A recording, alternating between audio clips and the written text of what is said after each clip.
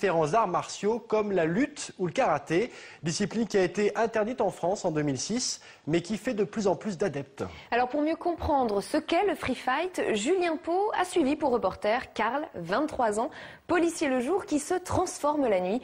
Arrivé le soir, il devient psycho, un combattant qui, vous allez le voir, effraie ses adversaires. Plongé au cœur d'un sport plus que décrié, regardez. Ça ressemble à du combat de rue. Ça a le goût du combat de rue. Le free fight débarque en France et jamais aucune discipline sportive n'avait eu pire réputation. Karl Amoussou, 23 ans, dit psycho, est un combattant français éminent et prometteur qui nous fait découvrir ce sport en quête de respectabilité. Attention quand même, ça peut choquer.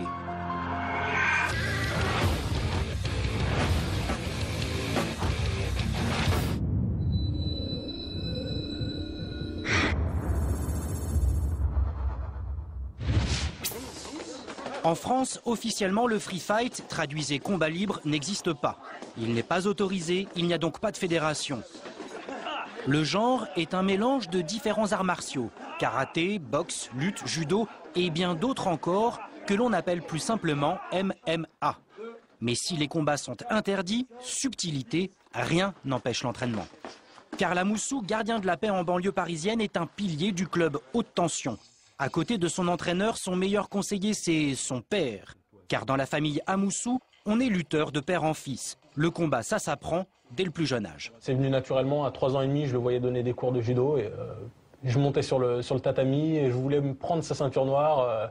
Et il me prêtait sa ceinture noire. J'allais avec mon petit corps gambader sur le tatami de judo avec la ceinture noire de mon père. Et bon, c'est comme ça que ça a commencé, doucement. Et... Lorsque Karl arrivait en compétition, même à l'entraînement, ses autres copains qui avaient le même âge que lui, ils avaient tous peur. Karl avait déjà ce regard qui lui permettait de voir des choses que je ne montrais pas, des choses et techniques supérieures. Il les voyait, il les comprenait et il les appliquait. Et quelquefois même ça me faisait peur. Ça me faisait peur parce qu'il avait souvent fait pleurer. À 6 ans, 7 ans, 8 ans, il faisait pleurer ses adversaires. 15 ans plus tard, Karl fait toujours pleurer ses adversaires. Ses techniques de combat libre sont redoutées tout autant que son agressivité. Car Karl est agressif. À le voir aussi gentil et souriant, presque gamin, ça paraît impossible et pourtant. J'ai un changement complet de personnalité quand je suis sur le ring. C'est plus du tout la même personne. C'est pour ça d'ailleurs que mon surnom, mon nom de scène, c'est Psycho. C'est presque comme une schizophrénie, c'est plus le même personnage, donc c'est quelqu'un d'autre qui est sur le ring. Je suis là pour en découdre, pour gagner, pour faire mal à l'autre, c'est tout ce que je veux. Et Karl, ce Dr Jekyll des Mr Hyde, a rendez-vous ce soir. Il est une des têtes d'affiche du premier championnat organisé à Paris. On est en France, tous les coups ne sont donc pas permis, mais la soirée s'annonce violente. Tu vas subir un attentat. La mère de Karl, karatéka accompli, fait visiblement un effort énorme pour soutenir son fils. J'ai peur pour mon fils. Je pense que beaucoup de mamans réagissent de la même façon. Hein. Mais bon, je sais qu'il est très fort et je sais qu'il va gagner ce soir. Et donc, j'espère que je vais survivre à ton combat. Nous voici donc au stade Pierre de Coubertin à la porte de Saint-Cloud. 4500 personnes au guichet, un succès inattendu et d'autant plus étonnant que ce sport est censé être interdit. C'est qu'en fait, les rencontres comme celle-ci, qui restent toujours dans la légalité, s'organisent derrière la fédération de Pancrace, une lutte gréco-romaine. Mais qu'importe les intitulés, le public s'enthousiasme. C'est spectaculaire parce qu'on sent qu'il y a beaucoup d'adrénaline sur le combat. C'est-à-dire qu'on a un mélange de boxe, on a un mélange de lutte, on a un mélange de travail au sol. Donc on sent qu'il y a un effort hyper important engagé au niveau des combattants. Et donc cet effort-là se ressent au public. C'est pour ça qu'on a l'impression que c'est toujours extrême. Il faut convaincre les gens que ce n'est pas un sport d'une violence extrême, qu'il n'y a pas du sang partout tout le temps et que c'est bien encadré maintenant, parce qu'on est resté à des légendes d'il y a 10 ans ou 15 ans où effectivement c'était la plus épouvantable des bagarres. Ce n'est plus du tout ça. Il y a peu de temps encore, effectivement, c'était du grand n'importe quoi. Pas de gants, des combats sans limite de temps et quasi sans règles. Aujourd'hui, le combat libre se professionnalise en faisant appel, par exemple, à des champions de judo et de jiu-jitsu pour commenter les matchs. Ça va reprendre. Il faut savoir que ce sont des rounds de 5 minutes. 5 minutes, c'est énorme. Oh, attention, une belle droite du Brésilien qui enchaîne les frappes. Attention, il en va au sol. Attention, au sol, il n'y a pas de frappe, c'est de la soumission. Johnny Frachet qui va essayer de sortir de cette situation. Attention, le triangle. S'il vient chercher son pied, attention, la finalisation n'est pas loin. Ce qu'on appelle un triangle, il vient prendre le bras et la tête entre ses jambes. C'est une question de secondes, c'est un étranglement sanguin. Donc attention, c'est peut-être imminent, la soumission, il vient chercher la tête. Dans 10 secondes, il tombe dans les pommes normalement. Et voilà, bravo, très beau combat. En fait, on n'est pas obligé de tabasser, on n'est pas obligé de faire mal. Non.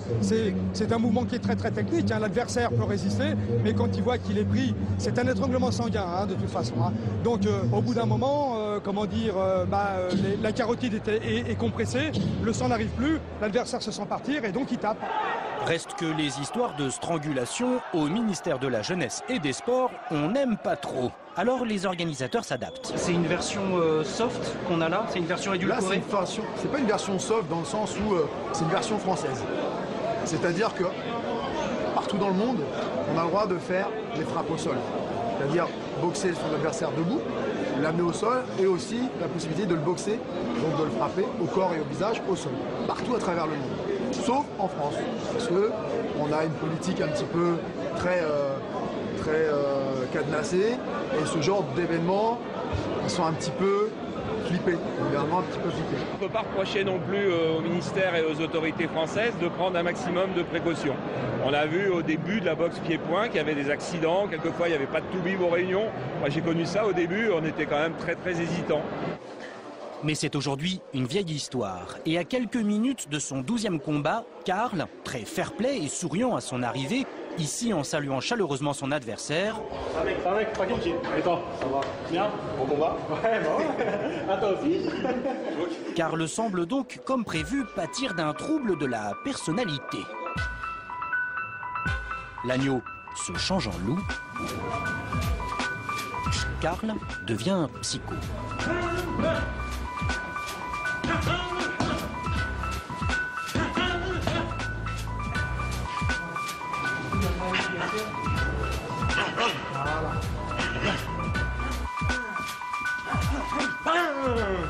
Tiens.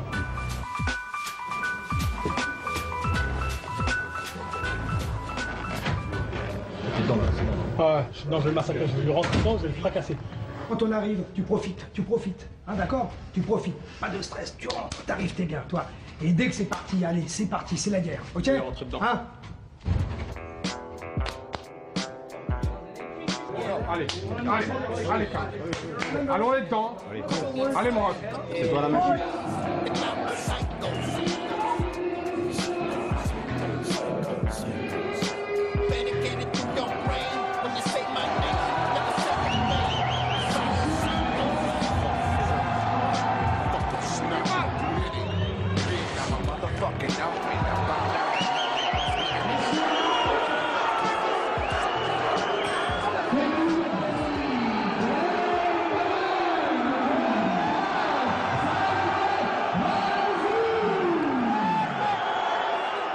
Les partisans du combat libre expliquent que ce n'est pas plus dangereux que d'autres sports de combat pour une raison très simple.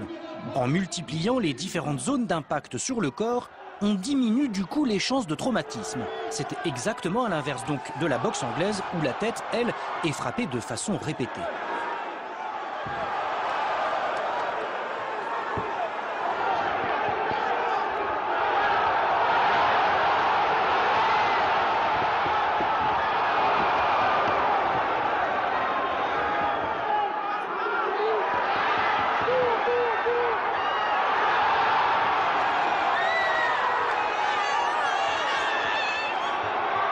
Victoire de Karl Amoussou sur l'excellent Grégory Baben à la seconde reprise par soumission.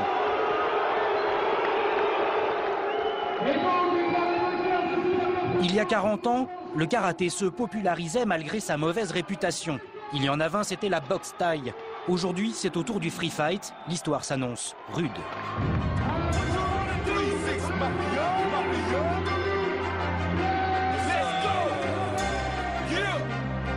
Le champion, c'est le Psycho!